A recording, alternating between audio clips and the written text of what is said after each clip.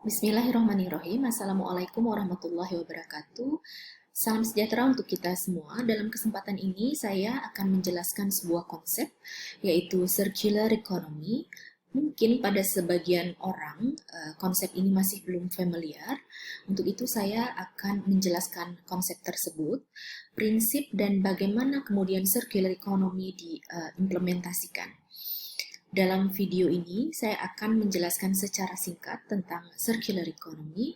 Nah, tentu saja untuk mendapatkan pemahaman yang komprehensif, kita perlu membaca banyak referensi.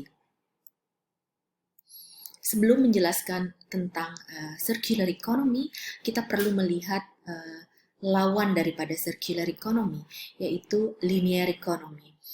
Di mana pada linear economy, kita mengenal istilah take, make, use, and dispose. Pada linear economy, sumber daya itu diambil untuk digunakan gitu, untuk dibuat sebuah produk, kemudian digunakan oleh konsumen. Nah, setelah habis masa pakainya, kemudian dibuang. Nah, berbeda dengan linear economy, pada circular economy, ketika sebuah produk mengalami end of life, produk tersebut tidak langsung dibuang. Nah, namun perlu dilakukan beberapa treatment untuk memperpanjang usia daripada produk tersebut. Nah, tentu treatment tersebut tergantung daripada keadaan produknya.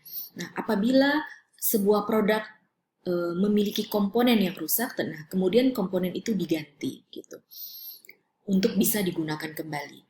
Nah, apabila ada yang perlu diperbaiki, maka diperbaiki dan kemudian apabila perlu dirombak total, dilakukan perombakan total atau kita bisa menggunakan istilah refurbish dan remanufacture.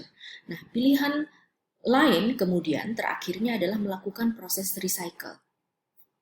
Dapat kita lihat pada circular economy, sebetulnya kita diajak untuk memperpanjang usia daripada sebuah produk selama mungkin. Nah, sehingga kita bisa menuju ke zero waste. Nah, dapat kita lihat bahwa pada circular economy, sumber daya diambil atau digunakan sehemat mungkin agar tadi kita dapat menuju ke arah zero waste. Nah, tentu saja untuk mengimplementasikan circular economy perlu keterlibatan banyak stakeholder, dalam hal ini pemerintah, kemudian produsen, di mana produsen misalnya dituntut untuk mendesain produknya yang mendukung ke arah zero waste, ke arah penggunaan kembali, repair, remake, bahkan recycle begitu. Nah, tentu saja unsur lain yang paling penting juga adalah konsumen, di mana di tangan konsumenlah kemudian proses-proses tersebut dapat juga atau sebuah barang dapat diperpanjang. Tentu saja untuk mendapatkan pemahaman tentang circular economy, kita juga perlu melihat definisi daripada circular economy. Circular economy sendiri sebetulnya sudah cukup lama diteliti, nah namun kemudian oleh sebuah foundation yaitu Ellen MacArthur Foundation di-repromote begitu. Nah, dapat kita lihat definisi daripada circular economy adalah ekonomi industri yang mengusung restoratif dan regeneratif dengan tujuan untuk menjaga produk, komponen, dan material pada fungsi dan nilai tertingginya sepanjang waktu. Pada circular economy ada sebuah diagram yang disebut dengan butterfly diagram karena memiliki dua sisi, yaitu sisi sebelah kanan adalah sisi technical material, sementara sisi sebelah kiri adalah biological material. Nah, kita dapat lihat proses yang berbeda pada sisi biological dan technical material. Nah, tentu saja ini disebabkan karena masing-masing produk memiliki sifat alamiahnya sendiri-sendiri. Jadi ada yang mudah untuk digunakan kembali atau di-recycle, bahkan ada yang juga produk yang secara alamiah memang sulit untuk dilakukan atau didaur ulang begitu. Nah, sehingga pilihannya adalah melakukan proses biological material.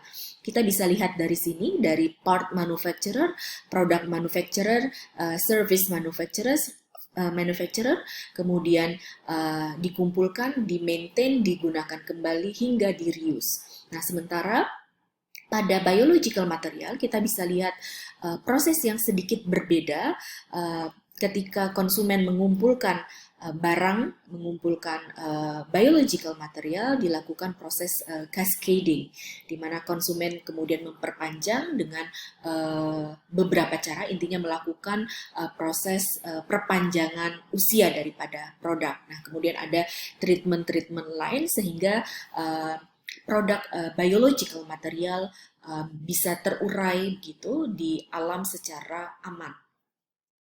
Seperti yang telah dijelaskan sebelumnya bahwa circular economy telah diteliti sejak lama. Nah, kita perlu melihat timeline begitu daripada penelitian di bidang ini dan bagaimana istilah kemudian circular economy terbentuk. Sebetulnya jauh hari sebelum Leontief tahun 1928 melakukan penelitian, sudah banyak beberapa penelitian yang menuju ke arah circular economy seperti blue economy, green economy, ataupun cradle to cradle dan lain sebagainya. Namun terminologi yang dekat dengan circular economy pertama kali diteliti oleh Leontief tahun 1928. Beliau menjelaskan tentang the economy as circular flow. Kemudian Boulding tahun 1966 menjelaskan tentang cyclical ecological system.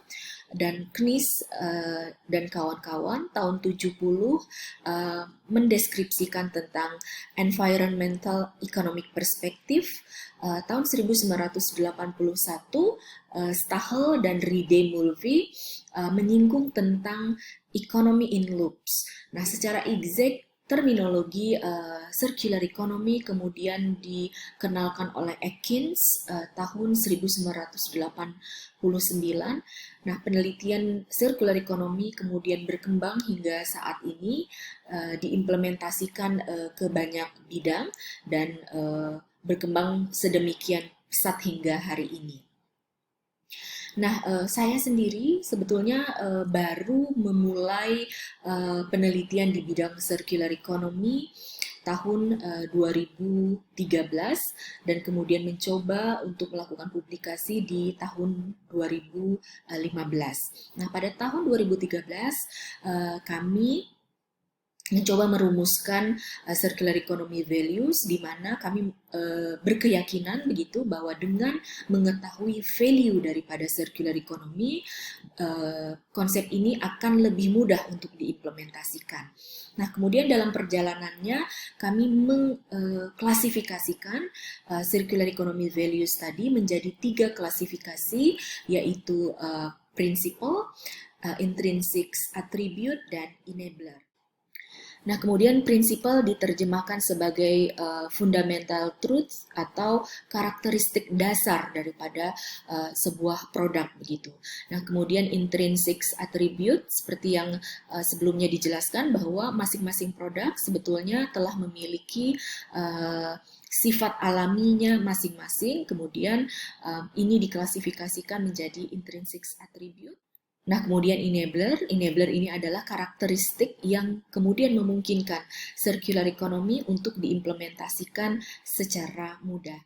Nah, pada video kali ini saya tidak akan menjelaskan secara detail tentang masing-masing value yang ada pada circular economy. Secara detail kami akan menjelaskan pada video yang lain terkait bagaimana kemudian penelitian ini dibangun dan bagaimana kemudian penelitian ini divalidasi begitu hingga kemudian diterbitkan.